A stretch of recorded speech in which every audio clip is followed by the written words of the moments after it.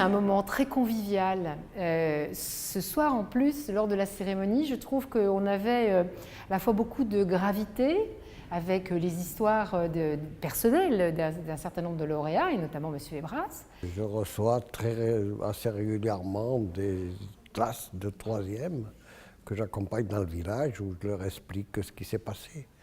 Et à la fin, j'essaie de leur faire comprendre que la guerre est mauvaise conseillère et qu'il faut œuvrer pour la paix et qu'ils ne sont pas exempts de ce qui pourrait arriver à l'avenir aujourd'hui.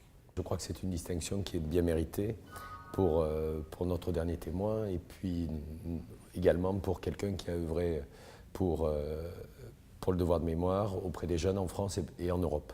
Il y avait de la tension parce que certains ont vécu un parcours compliqué. C'est le cas des joueurs de cricket qui viennent d'Afghanistan ou du Pakistan. Donc c'est un long trajet d'intégration en France. L'ambition aussi du club, c'est de travailler sur les questions de vivre ensemble. Le profil des joueurs qui sont réfugiés afghans et pakistanais nous permet demain ou à chaque fois que l'on peut, en tous les cas, de faire des initiations au cricket dans les écoles.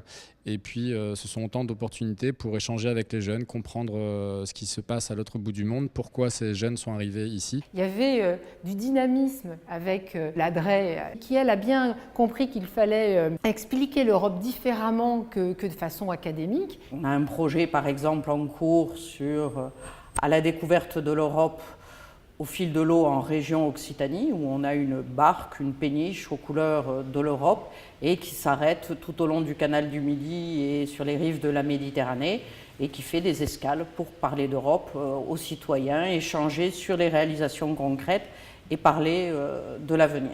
Et puis, il y avait une association très engagée sur le territoire de Strasbourg, mais très engagée auprès des personnes vulnérables. Tous les bénévoles de notre équipe proviennent de différents pays européens et on se rend compte sur les lieux de prostitution sur lesquels on va beaucoup. On rencontre beaucoup de personnes qui viennent de toute l'Europe et qui ont été victimes de trafic d'êtres humains.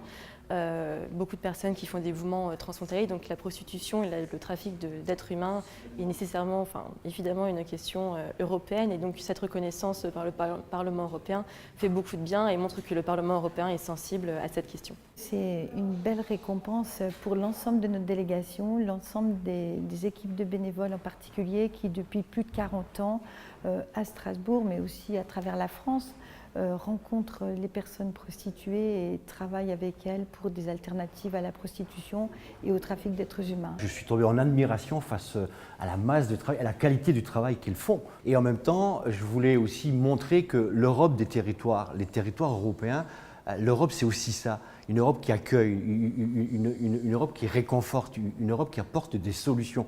Le monde, le tissu associatif européen est d'une richesse extraordinaire.